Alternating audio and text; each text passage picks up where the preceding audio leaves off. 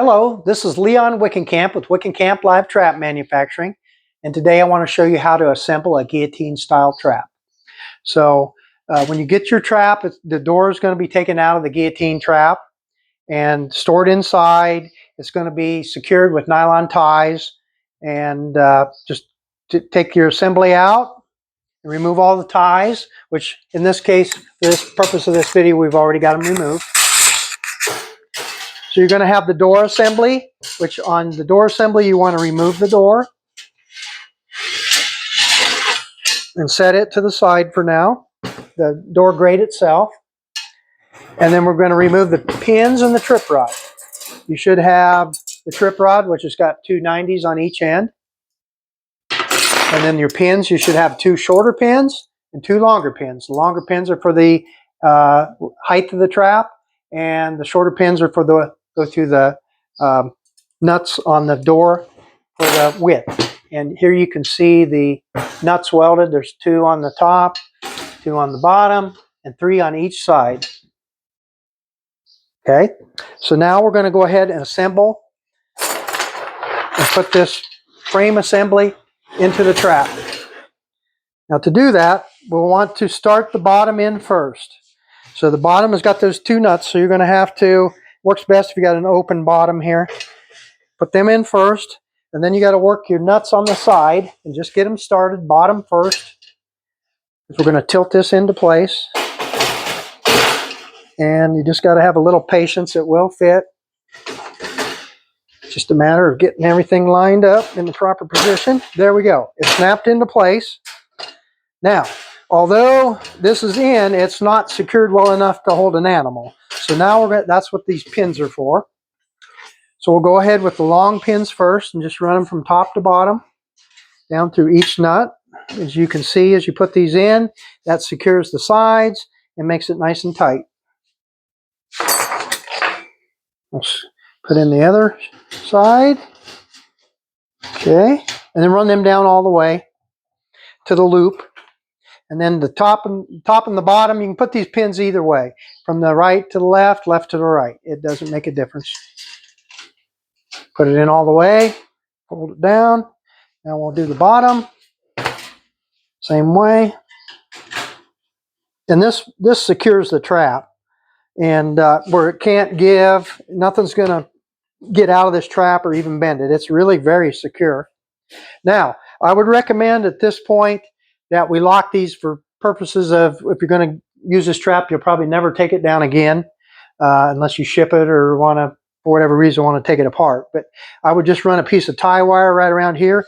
For this case, I've got some clips actually, and I'll show you here real quick. If you've got a ringer and clips, this works best, but we'll just go around.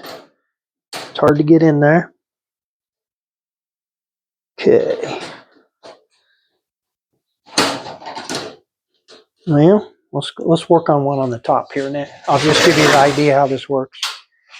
It's a little easier to get in right there. So just secure it to the wire. Now, if you had tie wire, you could go with a piece right there or a piece here even, and it will secure your pins from coming out. That's all this does.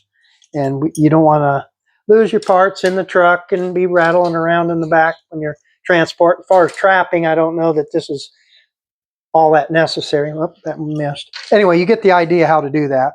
And so we want to lock that in. Now, once you get them pieces locked in, then we'll go ahead and get our door assembly.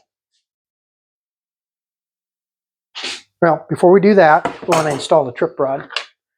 So to install the trip rod, either way, you can do it either way, but to install the trip rod, on the trip rod here, on the guillotine style traps, you're going to have, either side should be the same length or approximate. So you can put this trip rod in, flip it, either way should work to assemble this trap.